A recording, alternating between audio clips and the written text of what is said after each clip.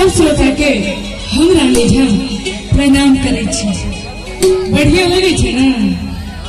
आवाज नहीं है, नहीं निक लगे है? जार हो छे की? बढ़िया लगे है ना? बढ़िया लगे तो दोनों हाथ उठा के ताली बजे के चाहिए। अब एक दूटा मैथिली गीत सुना देशी। दुमका में झुमका है रोने। साउंड वाला भैया थोड़ा मॉनिटर में आवाज उठा दीजिएगा। साउंड वाला भैया थोड़ा मॉनिटर में आवाज उठा दीजिए। दुमका में झुमका है रोने, काशी में कदवाली।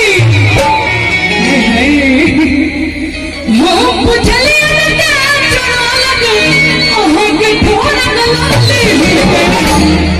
मैंने हाथ उठा के ये खुद कर, मैं चाहूँ तो जिंदगी में कभी खुशी कभी गम होते हैं।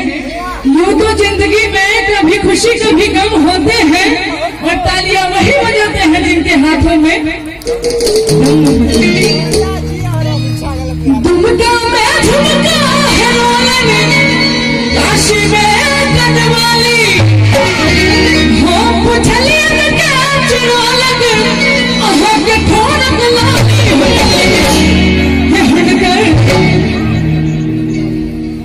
बैठ के खाली हाथ उठेला से नहीं है, उठ के नाच दिया।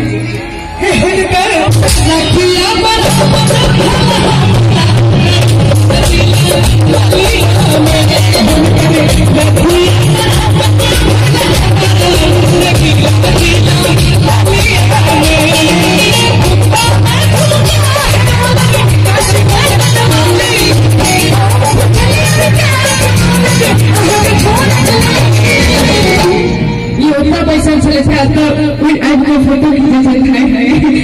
हो पुछले तो क्या चुरा लगे, ओहो के थोड़ा गलाली।